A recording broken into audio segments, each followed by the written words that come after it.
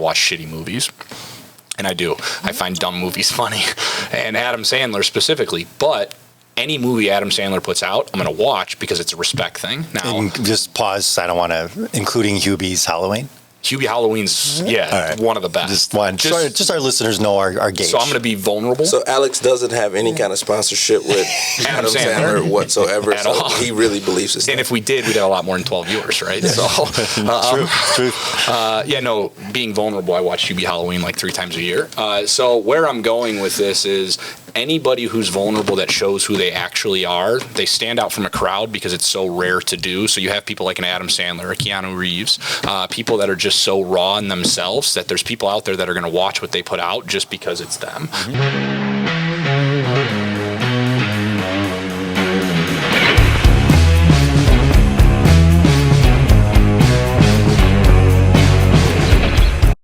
Welcome to the Lionz Den, episode 29. Again, my name's Eddy. And this is Daryl. I'm Brad. This is Alex. We got the band back together. Yeah, so the band back's together on a mission from God. Hey, that works in this circumstance. Yeah, it does. So the crew's back together. Today we're going to talk about, and then I have to tread lightly here so I don't get punched in the throat from my wife, but I watched Selena Gomez, My Mind in Me, I think it was called. Anyways, it was a new Selena special, Yeah, on Apple. And kind of got hip to her from, she's a pretty funny cooking show on HBO Max. Yeah, it's actually freaking hilarious because it's bad. Does not go well for her majority of the time. So, not a big pop music guy. But I think my wife's always liked her. But at any rate, I knew that had some different issues, have come out with quite a few things. I want to say she's lupus? Yes. Yep. Is it lupus? Yeah, lupus. Lupus, and she had a kidney transplant a couple years back. Was like number one in social media, and then did a total blackout on it. You know, so like, I don't need this shit anymore. I'm getting off it. I think other people kind of handle it with her. And then she came out being that she was bipolar. So I know she had some stuff going on, so haven't been feeling good. So this will actually work within this context because the title of this will be Vulnerability is Sexy. Hey. And I'm sick, so I got my Barry White. Nice. My deep Barry White voice going, so we're going to keep it sexy on this one. He's going to quote Barry White. He actually told us he was going to quote Barry White at some point in this episode. Can't get enough of your love, baby. There it is. There we go. So, in celebration of that, that'll be the context. And the reason why I bring it up and the reason why I hope I don't get karate chopped is through the whole thing, she's basically kind of going through everything she's been dealing with over the last quite a few years, and actually since she was a kid. And how even somebody that is that popular, that big, and, you know, that well-known felt very alone, felt very unattractive, felt very not worthy, unworthy, all that kind of stuff. And I'm watching it, and the more open she was, I'm going there. You're getting chopped. Like I said, I'm probably going to get a black eye from this, but the more that she was open about stuff, the sexier she was. And for the ladies out there, sexy don't mean that I want to get in your pants necessarily. Sexy is just sexy. There's a lot of shit that can be sexy. So my motorcycle is super sexy. I don't want to screw it. That's actually a good way to explain it. I mean, it's just some shit that's sexy. It doesn't have to be an intimate thing. Yeah. So hopefully that got me off the hook. Nope. But that was a good way to explain it for our viewers. There you go. Make it multi-dimensional. That's the one I'll use when my wife listens to this, which she definitely will. Yeah. And I'm like, you know, why is that? Like, why do I find that appealing, sexy? And I think that openness, that not being afraid to say, hey, this is who I am, this is what I have going on, is super attractive for anybody, guy, girl, anything. And so kind of what I want to talk about today is, why do you guys think that in today's day and age, people have such a difficult time, and we hear about toxic, especially with guys, and women too, You know, especially more so It's now. both sides, yeah. Yeah. We hear about toxic masculinity and stuff like that. I think that's kind of where it comes from, that, you know, men are afraid to be vulnerable. We obviously, this is, what do I say, episode 29? 29. We don't seem to have an issue with that. No. But, you know, do you guys find that attractive? And if you do, what do you find attractive about it? And why do you think people have a hard time being vulnerable? Sorry, you, Daryl. For me, I think that it is, what makes it attractive is that vulnerability it humanizes whoever it is. So it makes that person relatable. Whether it's somebody you are interested in like a relationship interest, or someone that you're just getting to know, like a celebrity. You're getting to know more about Selena Gomez in that special that she has. And it definitely humanizes her from what we've seen on TV and through her music and movies and stuff like that. So vulnerability is relatable to everybody, because everybody's felt vulnerable at some point.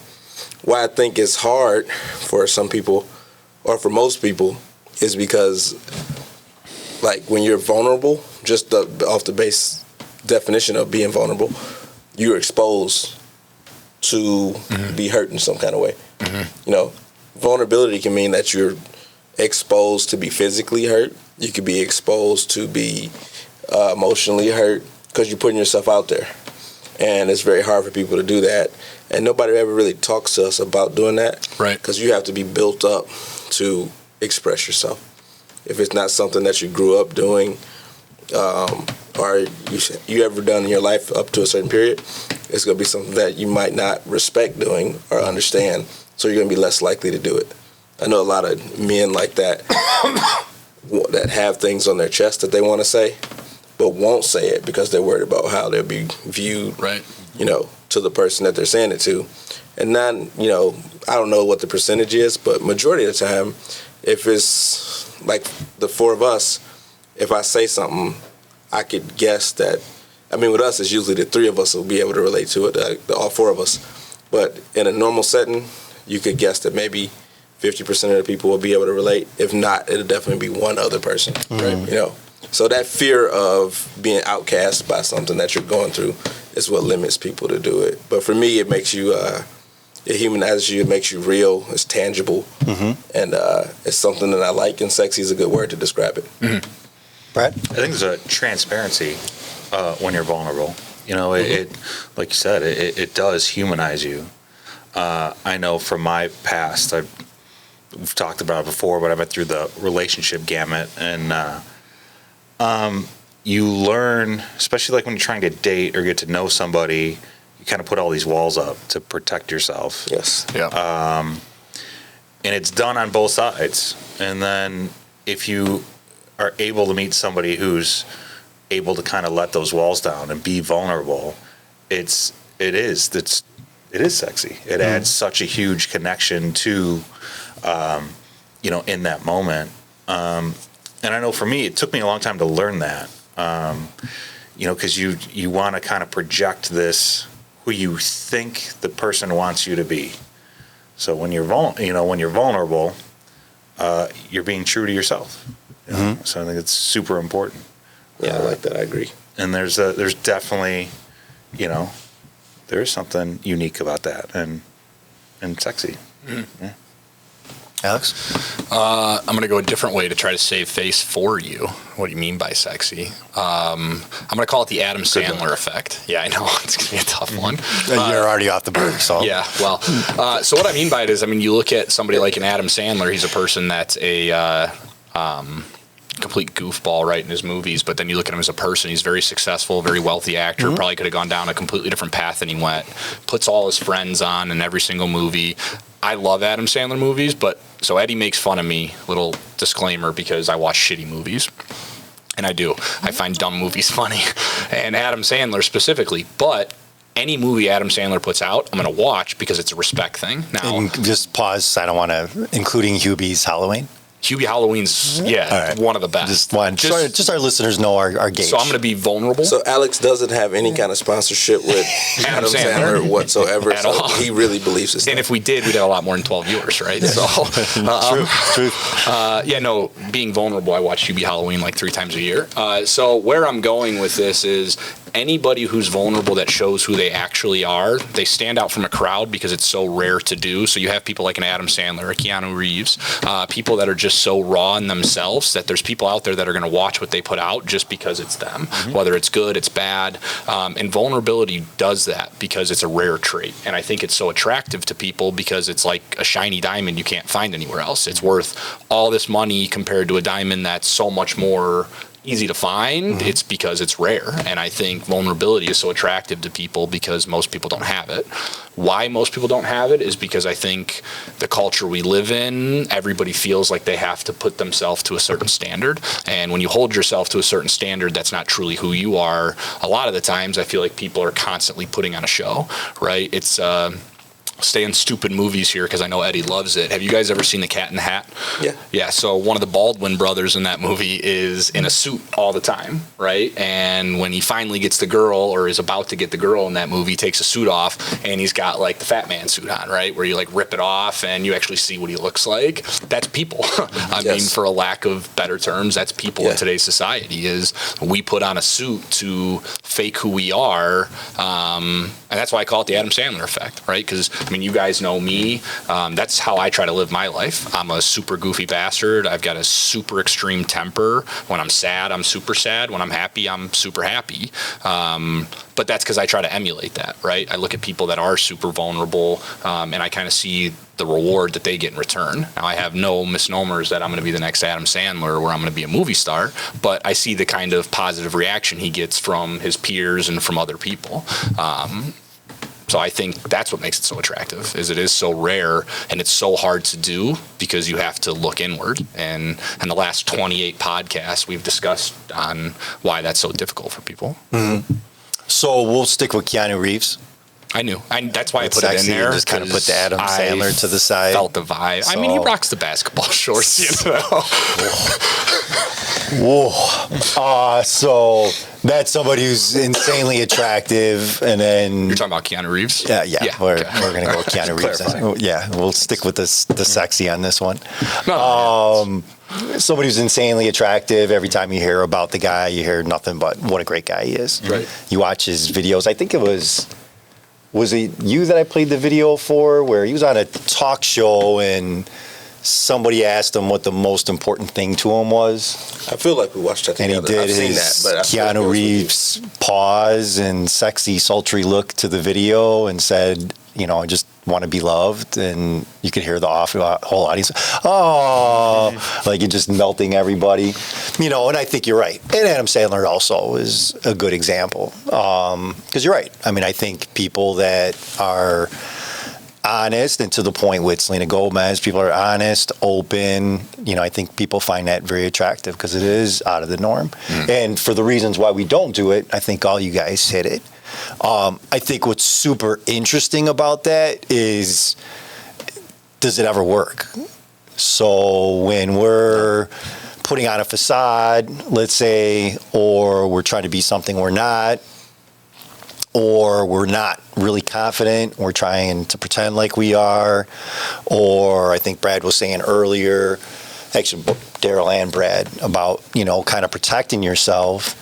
So anybody I've ever talked to, I've never had that conversation where, wow, I really liked this person and I pretended like I didn't, and it didn't go well, so I'm super happy I put up this wall.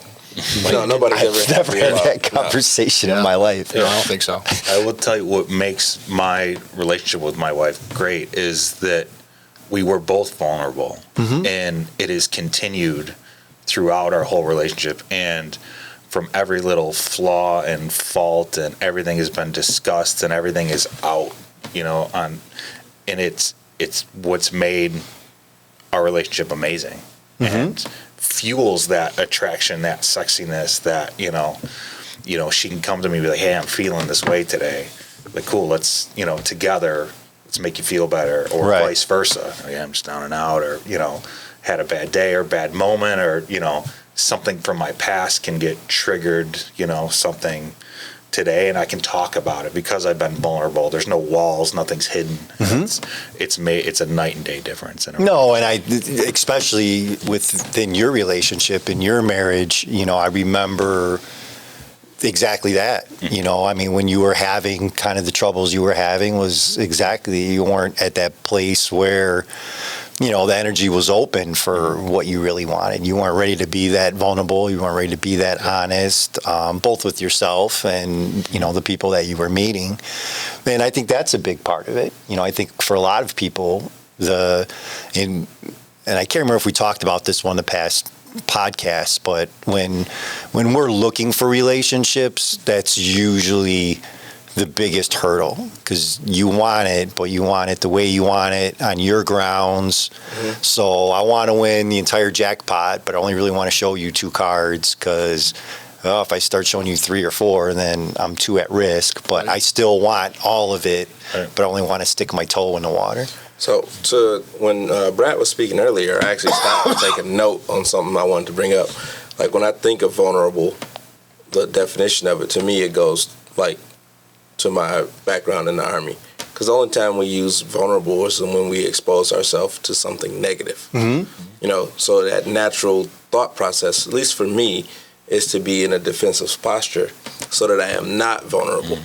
Because the way I'm used to hearing vulnerability as something that Negative connotation. Yeah, what follows that vulnerability is negativity. Yep. Injury, pain, death, something along those lines, a situation that you don't want to be in.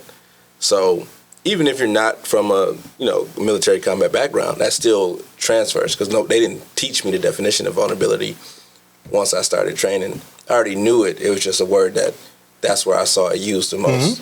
If we did a movement and we were exposed to that movement, to the road, we're too close to the road, or we could be spotted. You know, when we get pulled aside, they would say, hey, you were vulnerable at this point and this point. And because of that, this can happen and this can happen. And none of the stuff that can happen would be positive things.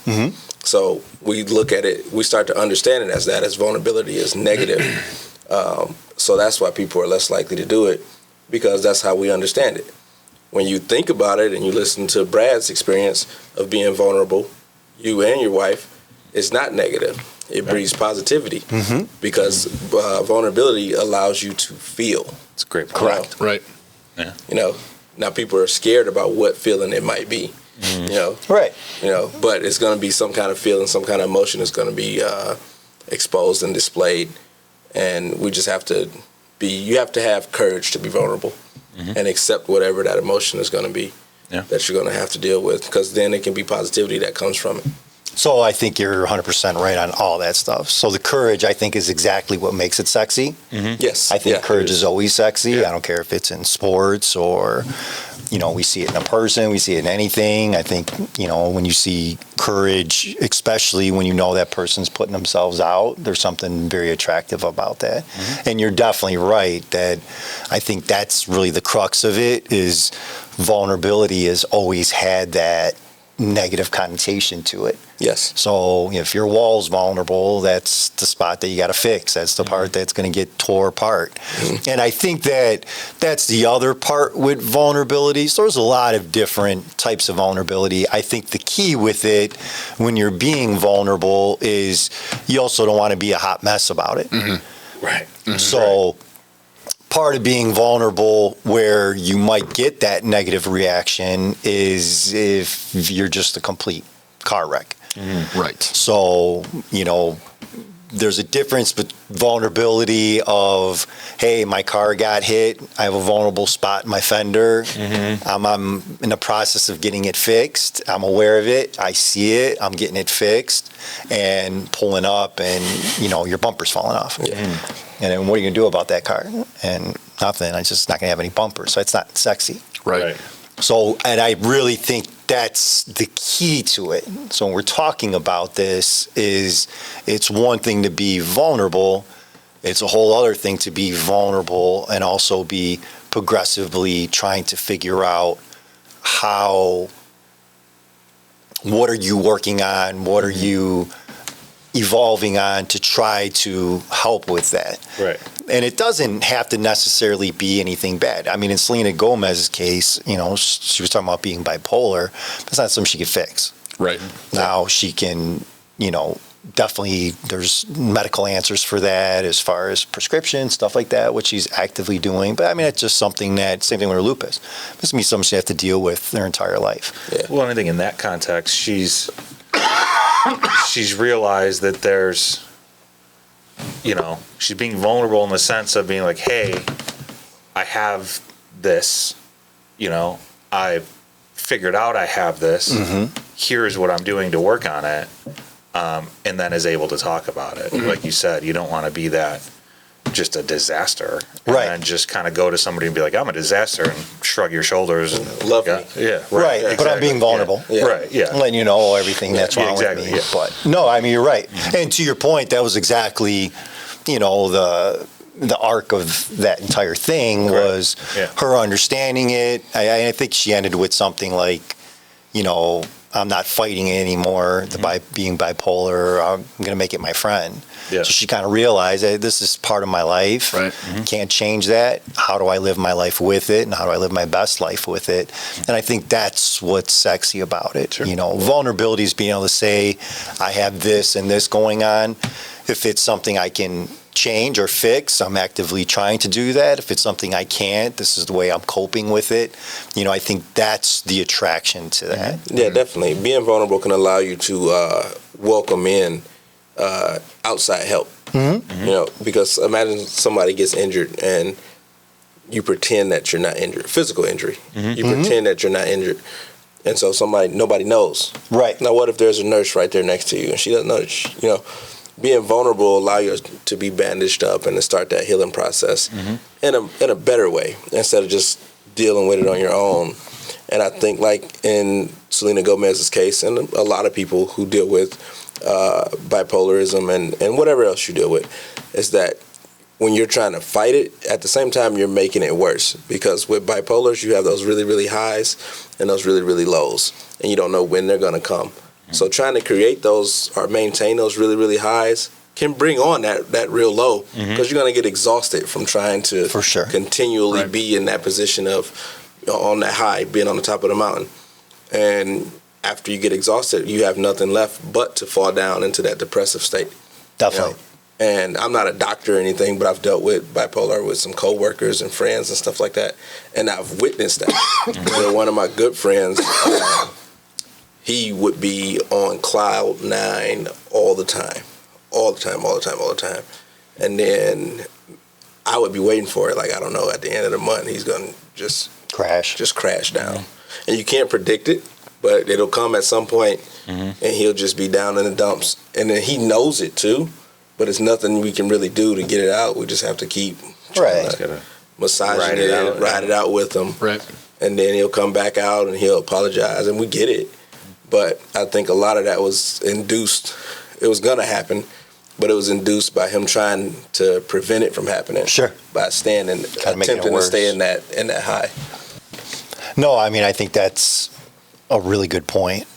Yeah, I mean, with vulnerability, I think it's like anything else. Too much is obviously too much. You can have too much of anything. And when you're over vulnerable, it can come off as annoying. It can come off as you kind of push people away. So what does that look like? What do you mean by over vulnerable? Well, if the world's always falling. So, I mean, it's like anything in life. So if you have, let's say you go into a new job and you have a new boss. If you come in and you're constantly, well, fuck this, I'm not doing this, I'm not doing that. You're the person that, well, that person just doesn't want to do anything. Where, well, I don't agree with this, but hey, you're the boss. Hey, I don't agree with this, but hey, you're the boss. Hey, I'm not okay with that. You know, before I understand this is a line in the sand for me. But most people don't do that, right? Because we as Americans don't do anything in moderation. And I think that honestly has a lot to do with it, is we just do everything. When we eat, I'm guilty on it. Get something that's delicious. Hot peppers. I can't just have 1 scoop. I got to have 4 scoops. You know, everything is an excess. And I think that's just something we do. So it's hard for people to control emotions. You know, I'm somebody who's an emotional person, whether that's happy, sad, angry, whatever the case may be. But I do those to an extent and to the fullest. And if you're not conscious of that, it's very easy to do it over the top, so if you only talk to a friend every 3 times a week, and 2 out of those 3 times it's this is going on and my dishwasher broke, well, you're the person who's always crying wolf, where if once every couple months it's something that's coming up, it's looked at a lot more. Now there's also a fine line there, because if you need that outlet, you should be able to use it if it's 3 times a week, every week for a month straight. But that's where being genuine comes in. And that's where it's not just in your control, it's other people's control. Because if you're somebody who's extremely vulnerable and you're being genuine and sharing, this is what I'm going through, and maybe it lasts a month, right? Maybe for your buddy it was a 3-week thing, maybe it was a week thing. Right. But whatever the case may be, if you're a vulnerable person and you're going through something, and you have somebody who's afraid to be themselves because they feel like they're putting a show on and they have to have a certain persona, and you have somebody maybe that's not at the same place and they're not able to be vulnerable, that can affect somebody who is attempting that, right? Because maybe they have a bad interaction. Or if you have somebody who is completely locked up and bottles their emotions, and you meet somebody where the sky's always falling, so you're constantly vulnerable, that turns somebody off from being like, oh, I don't want to come off as that person. And if that's what vulnerable looks like, I want nothing to do with it. I think it's just being honest with yourself. But no, and then moderation, I think, is a real good point, because we are, right now we kind of see that. Yes. There's people that are ultra, and we see it on social media, interviews, super. We were talking about toxic masculinity earlier, way over the top masculinity. I mean, not that we don't ever see that anymore right now in our current state, but way over the top, the smartest, the best, the greatest, knows it all, never made a mistake in their lives. I mean, we don't really have that so much anymore in our current society. Anybody that can't see my face, our podcast listeners, is sarcasm. But you have that, or like you said, it seems like you have the other side where it's just constant negative, constant, just bad news bears all the time. I think, again, with that vulnerability is part of that is knowing that. So even being in a vulnerable state, hey, I know I always got some stuff going on, but I feel comfortable talking to you about it. That's sexy. Because, again, it's honest, it's being open, it's acknowledging the fact that, hey, I know I've definitely had a streak of shit going on. So I think, like you said, the genuineness that comes from it, I think that's exactly what makes it sexy in the first place. Yeah. As far as what we talked about earlier, why people are not vulnerable, I think the thing to really look at that is, when has that worked? Not just in your own life, for anybody. So again, I don't know anybody, never met anybody who putting on a facade has worked, or not being open or honest with somebody. Vast majority of relationships I see that don't work. That's usually problem number one. There wasn't openness about things that were hurting feelings, things that were being upsetting, what have you. Work situation, never see it work out. It always seems to kind of rise to the surface. So I think a lot of that is, to Daryl's point earlier, that negative context, that being vulnerable is a weakness, when I think the beauty with what Selena Gomez was talking about is that's the reality. My situation is I have bipolar. I'm bipolar. I mean, that's the reality of my situation, and I'm doing everything I can to work within that, doing what I have to do mentally, doing what I have to do physically, and whoever she meets is going to deal with that or not.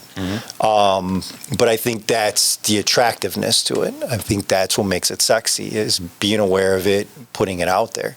Because at the end of the day, they're going to find out. So whatever that thing is that you're trying to hide, they're going to find out. Or what will happen is there's no vulnerability from you, so they give no vulnerability back. Right. So you're both kind of at this standstill. Exactly. Right. And then both kind of feeling the same way. Well, I don't really feel like they're forthright with me, or I don't really feel like they're honest with me. And usually honesty is the thing that comes through with it. For me, it's never been an issue, only because that's usually my regret.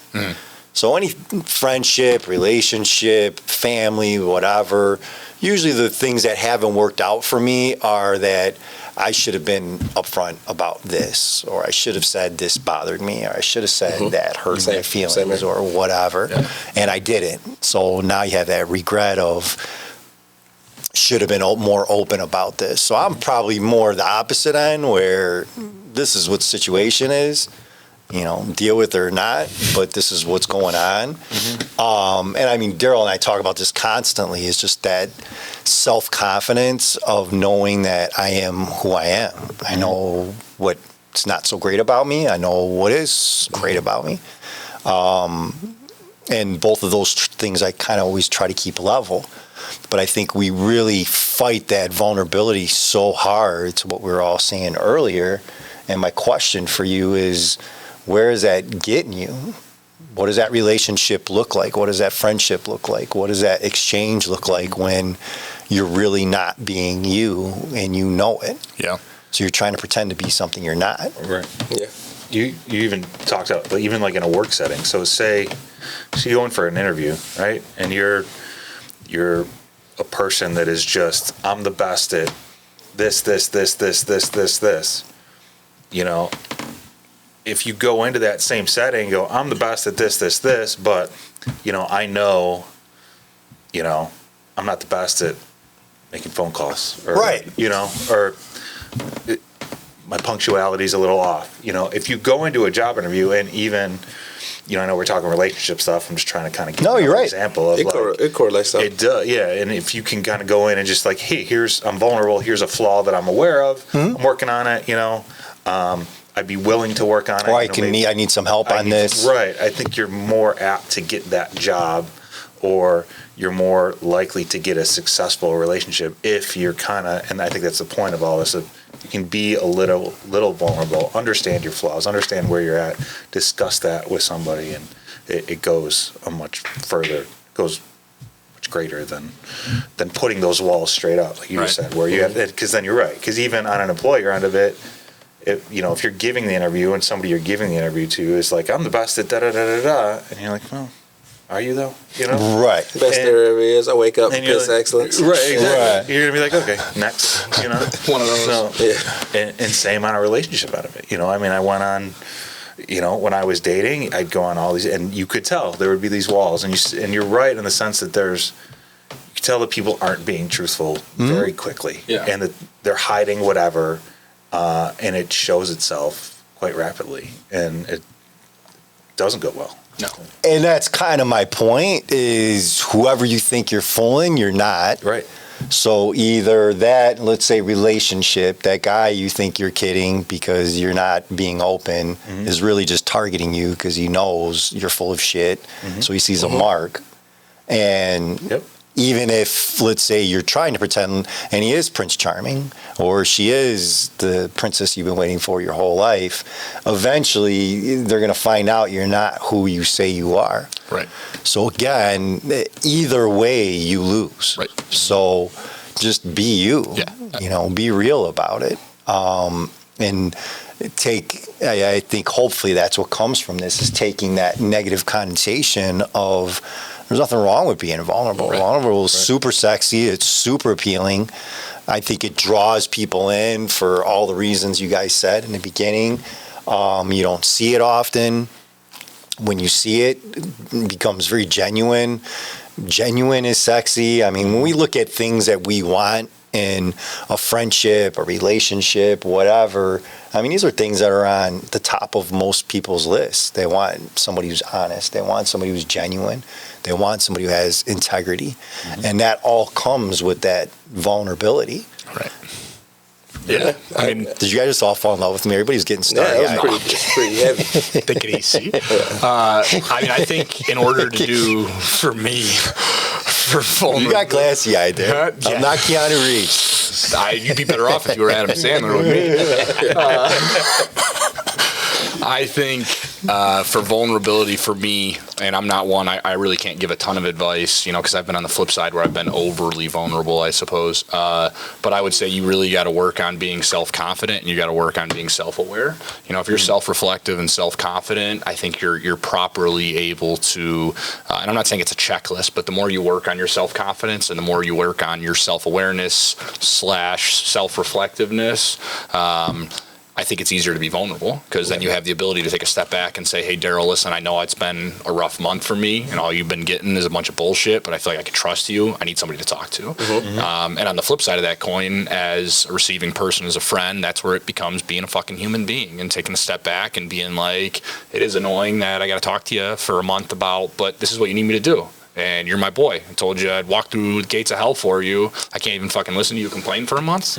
And I think that's where it becomes, you have to look inward and you got to be confident, because if you're able to walk into an interview and say, hey, listen, I'm a monster at this, and this, but I need help with this, and this. If you walk into an interview to do that, you got to be confident in yourself. You got to carry yourself in a way that I'm confident going into a potential employer telling them, or a relationship telling the girl that I've always wanted to go on a date with, or the guy I've always wanted to go on a date with, that, hey, listen, these are things I really suck at, but I really like you. I'd like to work on these things to be able to be in a relationship with you if this is a problem. I mean, that takes self-confidence, right? And I think that's why it's so hard, is because so many people have such a low self-confidence and they have such a low opinion of themselves and an ability to look inwards. So through all of this, and that's 100%, that's exactly what's sexy about it, because you're right. You do have to be confident to do that. But go ahead, Daryl. Just two quick things. One, exactly what Alex said. And I just want to add that is not a one-time recipe. Right. So if you self-reflect one time, it's not like, okay, I did that. I'm good now. Check that box. It's something that you have to continually work through and daily. And you also have to recognize times when you should reflect, because it'll be things where you might not like yourself or like a situation, and then some self-reflection will make it a little bit easier for you to digest and or understand, or just be open to understand. And it's interesting that we chose this topic because it was either yesterday morning or this morning. I was just browsing online, and I think it was on Instagram, but there was a guy asking for makeup advice. And I don't know why this was on my feed, but it was. But a guy was asking for makeup advice from YouTubers and Instagram influencers, because he had a scar on his face. The scar, he's an older white male, actually looked kind of like Vincent D'Onofrio. When I first saw the thing, I thought it was Vincent D'Onofrio. It wasn't, though.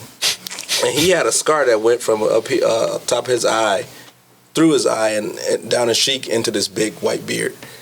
And when I first saw it, I thought the shit was cool as this shit. I'm like, I want that scar. And he's asking how to cover it because he was self-conscious of it. And it's it looks like Cable's scar from Marvel. Have you ever seen Cable from X-Men? It's that exact scar. And he really had it, but when you got to the comments, the influencers that actually do makeup were really kind and was like, I mean, you could do this, but you don't really need to. And then it was other men on there telling them bro, I've been waiting for me to get that scar my whole life. There was a video I've been game picking that a came fight out with mountain lions. I'm interested in how you got that. Tell me how I can achieve this. But this guy he struggles with it. He struggled with it enough to go public, post it on Instagram, and ask for advice on how to cover it up, because that's the first thing people notice. Now, I think if it's people from our generation, if you're a cartoon or comic head like me, I thought this was something that had to do with Marvel. Right. But so when people see it, they probably immediately go to that. But as a type of childhood I had, men had cool scars. Right. So just seeing how people see themselves versus how everybody else sees you is a big part in that vulnerability. Definitely. Because he has something that he can't hide. Right. And he is vulnerable about it. And there's a case perfectly of somebody who was vulnerable. Hey, I need help with this. Yes. And then because he was able to do that, a bunch of people kind of said to him, "No, you don't. Yeah, you don't need it, man. Like, hey, man, you look great. Like, you know, that's Scar's cool as hell." One of the coolest replies I thought is a girl gave him advice, but told him he didn't need it. Yeah. She said, if you really want to, you can use a filler and some other stuff and do this. But my personal opinion is it's not necessary. You know? Yeah. So hopefully that stuff resonated with him. I don't know. I was just getting ready for work. So, Right. You were looking for makeup tips. It's fine. I mean, yeah, I was trying to hide trying to figure out how to hide my freckles. I don't know. It happens. And I think that's really the whole point of why I wanted to talk about it is exactly that. I mean, a lot of times what we think is going through someone's head isn't. And a lot of times what we're so afraid of is seldom ever the reality of it. So just be real with it. We'll close with, what's the goofy one? And he used to be on Saturday Night Live. Got big eyes. Everybody gets so mad because he's dating all these hot chicks. Pete Davidson. All the things you could have described that dude with. You went with big eyes. Don't he? He seems like he has real big eyes. Anyways, Sure. We'll go with big eyes. Every time he's with some, attractive girl, everybody gets so mad. Why? This makes no sense. He's this, he's that. And you end up finding out when they're talking about it. There was another one. This is a supermodel. She came out. She's like, what's so hard to figure out? He's vulnerable. He's honest. He tells people how he feels. It's super attractive. So, I mean, the proof is in the pudding that it works. Right. Sure. So what's so hard to figure it out? What's so hard to figure out about that? Why are we trying to fight what reality is? Let alone we all know internally when we see it, we find it attractive. So when we see someone we know how that works for us. We're like, I have a lot of respect for that person, or, that person became a lot more attractive to me, or a lot sexier because they're coming from an honest place. Right. So that's it on this one, guys. I don't know if there's anything you guys want to add. Nope. No, I'm all good. Thank you so much again for tuning in. Please share, like, subscribe, and we'll catch you on the next one. Sounds good. Right, thank you.